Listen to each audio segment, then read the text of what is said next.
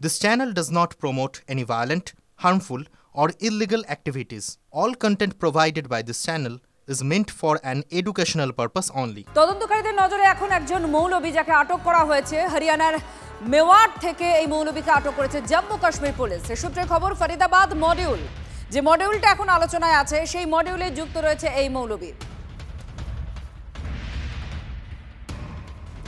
দীপ আমাদের সঙ্গে রয়েছেন, আমাদের প্রতিনিধি। দীপ, এই মৌলবী সম্পর্কে কি জানা যাচ্ছে, কিভাবে ট্র্যাক করা হলো তাকে?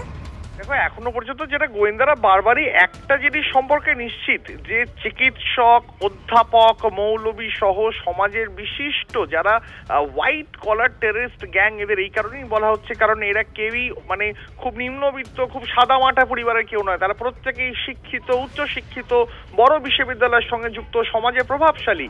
তারাই একাংশের যুবকদের মগজ ধোলাই করে ভারতেই বসে ভারতের বিরুদ্ধে বিস্ফোরণের ছক কষতে উদ্বুদ্ধ করছিল। পাকিস্তানের জঙ্গি সংগঠনগুলোর আদর্শে অনুপ্রাণিত করার চেষ্টা করছিল। আর এভাবেই তারা এই গ্যাংটাকে, যে ডক্টর মডিউল গ্যাংটাকে তারা ধীরে ধীরে এভাবেই বড় করছিল। তারই তদন্তে নেমে একেবারে শিকড়ের খোঁজ করছেন কেন্দ্রীয় গোয়েন্দারা, এবং সেই তদন্তেই এই মুহূর্তে সব থেকে বড় যে আপডেট পাওয়া যাচ্ছে, বুধবার হরিয়ানা থেকে একজন মৌলবীকে আটক করে তাকে জিজ্ঞাসাবাদ করা হচ্ছে। তার নাম পরিচয় এখনো নিরাপত্তার খাতিরে প্রকাশ্যে আনা হচ্ছে না। তবে একটা বিষয় তদন্তকারীরা নিশ্চিত যে এই মৌলবী কোনোভাবে এই চিকিৎসক হোক, উমার হোক বা অন্য যারা যারা এখনো পর্যন্ত এই কাণ্ডে হয় গ্রেপ্তার হয়েছে, না হলে ফেরা রয়েছে, তাদের মগজ ধোলাই করতে সাহায্য করেছে।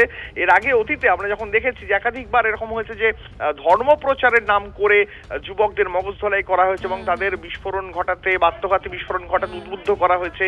সেই একই কায়দায় এই মৌলবীও, যাকে হরিয়ানা থেকে আটক করা হয়েছে, একই কাজ করেছে কিনা জিজ্ঞাসাবাদ করার জন্য এই মুহূর্তে তাকে পুলিশ আটক করেছে। জম্মু কাশ্মীর পুলিশ তাকে আটক করেছে এবং এই মুহূর্তে তাকে জিজ্ঞাসাবাদ করা হচ্ছে। এই মুহূর্তে এটা সব থেকে বড় আপডেট, এবং সব থেকে বড় কথা, তাকে নিয়ে যাওয়া হচ্ছে শ্রীনগরে।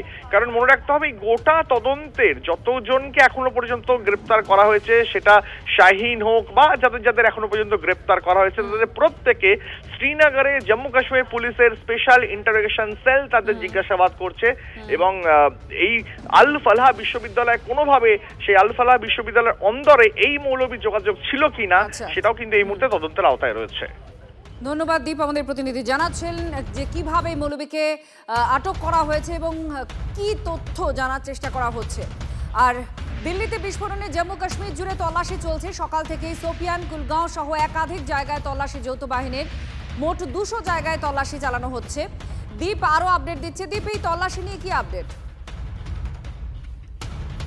এই তল্লাশির সঙ্গে যোগ থাকতে পারে দিল্লি বিস্ফোরণের। লাগাতার এই তল্লাশি চালানো হচ্ছে মোট 200 জায়গায়।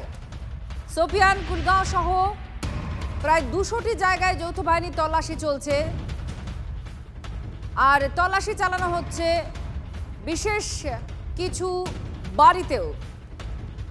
দীপ আমাদের সঙ্গে রয়েছেন। দীপ, এই তল্লাশি নিয়ে একটু জানতে চাইবো। এখনো পর্যন্ত যে ছবি দেখতে পাওয়া যাচ্ছে এবং যে ব্যাপক আকারে তল্লাশি অভিযান চলছে, এরকম তল্লাশি অভিযান দেশের ইতিহাসে কতবার দেখা গেছে সেই নিয়ে সন্দেহ রয়েছে। তার কারণ নিষিদ্ধ সংগঠন জামাতে ইসলামী, সেই জামাতে ইসলামীর সঙ্গে যুক্ত রয়েছে এই সন্দেহে তাদের একাধিক সদস্যের বাড়িতে, সব মিলিয়ে 200টি জায়গাতে কুলগামে এই মুহূর্তে তল্লাশি চালাচ্ছে কুলগামের পুলিশ।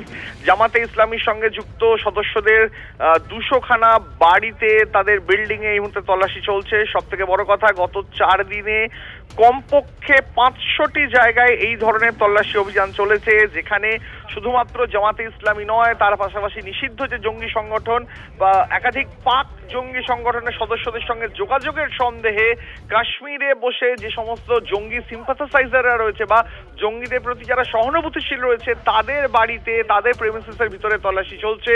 এবং তল্লাশিতে এই মুহূর্তে সব থেকে বড় যে আপডেট উঠে আসছে, সব থেকে বড় যে তথ্য উঠে আসছে, একাধিক সন্দেহভাজনের কাছ থেকে নথি, এনক্রিপ্টেড ডিজিটাল ডিভাইস উদ্ধার করা হয়েছে। এনক্রিপ্টেড ডিজিটাল ডিভাইস কিন্তু এই গোটা তদন্তে, এই যে ফরিদাবাদ মডিউল বা হোয়াইট কলার টেররিস্ট টেররিস্ট মডিউলে কিন্তু এই এনক্রিপ্টেড ডিভাইসের কথা বারবার উঠে আসছে। তার কারণ পাকিস্তানের সঙ্গে বা জেএসের সঙ্গে বা আইএসআই এর সঙ্গে যোগাযোগ রাখতে ভারতের ভিতর থেকে বসে এই সন্দেহভাজন জঙ্গিদের প্রতি সিম্পাথাইজাররা বা জঙ্গিদের প্রতি সহানুভূতিশীলরা এই এনক্রিপ্টেড ডিভাইসের মাধ্যমে কিন্তু আইএসআই বা জেএস এর সঙ্গে যোগাযোগ করত।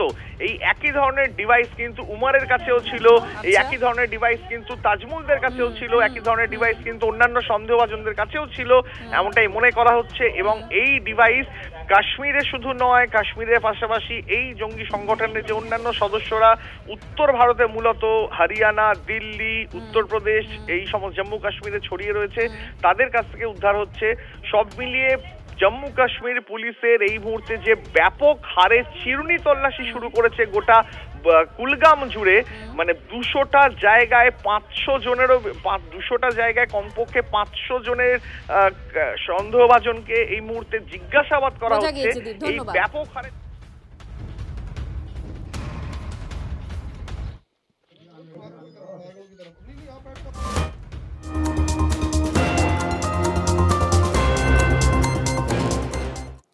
দিল্লি বিস্ফোরণ কাণ্ডে এবার শাহিন সম্পর্কে আপনাদের কিছু তথ্য দেব।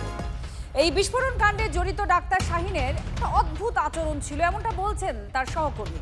শাহিনের সঙ্গে কাজের অভিজ্ঞতা বললেন এক অধ্যাপক। কি বলছেন? বলছেন যে কোনো নিয়মেরই তোয়াক্কা করতো না শাহিন। সন্দেহভাজনদের সঙ্গে ওঠা বসাও ছিল শাহিনের, এমনটা দাবি তার। অনুমতি ছাড়াই নাকি বিশ্ববিদ্যালয় থেকে যখন তখন বেরিয়ে যেত শাহিন। এবং শাহিনের বিরুদ্ধে জমা পড়েছিল বিশৃঙ্খলার অভিযোগ, অর্থাৎ যা নিয়ম তার বাইরে গিয়ে কাজ করার ঝোঁক ছিল। শাহিনের অতীত সম্পর্কে মেলেনি কোনো তথ্য, বলছেন আল ফলাহি বিশ্ববিদ্যালয়ের এক অধ্যাপক।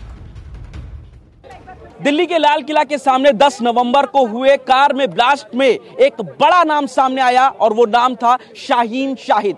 ये वो नाम है जो जैश ए मोहम्मद के लिए भारत में महिला विंग की जो ब्रिगेड थी उसको हेड कर रही थी और इसका काम महिलाओं का ब्रेन वॉश कर उनको जैश ए मोहम्मद के लिए काम कराना था। फिलहाल पुलिस ने शाहीन शाहिदा को गिरफ्तार कर लिया है और उससे लगातार पूछताछ की जा रही है। सूत्र बता रहे हैं कि शाहीन ने एजेंसीज के सामने यह कबूल किया है कि पिछले 2 साल से वो और उसके साथी डॉक्टर मिलकर के जो विस्फोटक था उसको इकट्ठा कर रहे थे और इसके अलावा उसके साथी डॉक्टरों के साथ मिलकर भारत के अलग अलग जगहों पर विस्फोट और धमाके करने की प्लानिंग थी। फिलहाल शाहीन शाहिदा, मोहम्मद मुजम्मिल और उसके जो साथी अदील हैं वो पुलिस के शिकंजे में आ चुके हैं। एजेंसीज लगातार उनसे पूछताछ कर रही है, रोज नए नए खुलासे हो रहे हैं। अदील की गिरफ्तारी से ही मुजम्मिल की गिरफ्तारी हुई इसकी निशानदेही पर, और मुजम्मिल की निशानदेही पर 2900 किलो विस्फोटक फरीदाबाद से बरामद हुआ, जिसके बाद जो डॉक्टर उमर था, ऐसा सूत्र बता रहे हैं और ये इन्वेस्टिगेशन की तरफ जा रहा है कि क्या उसी से बौखला करके डॉक्टर उमर ने ये लाल किले के सामने ब्लास्ट किया था। तो फिलहाल शाहीन शाहिदा इस पूरे मामले में काफी अहम कड़ी हो जा रही है जो पुलिस के हाथ में, और जो रोज नए खुलासे कर रही है। और ये साफ हो रहा है कि शाहीन शाहिदा लगातार इन टेररिस्ट ग्रुप के संपर्क में थी और विस्फोटकों को वो भी इकट्ठा कर रही थी। अब सबसे बड़ा सवाल यह है कि 2900 किलो विस्फोटक तो फरीदाबाद से रिकवर हो गया, लेकिन क्या इन लोगों ने कहीं और भी विस्फोटक छुपा कर रखे हैं जिनकी पुलिस लगातार तलाश कर रही है। कैमरामैन खुर्शीद के साथ पुनीत शर्मा, TV9 भारतवर्ष, दिल्ली।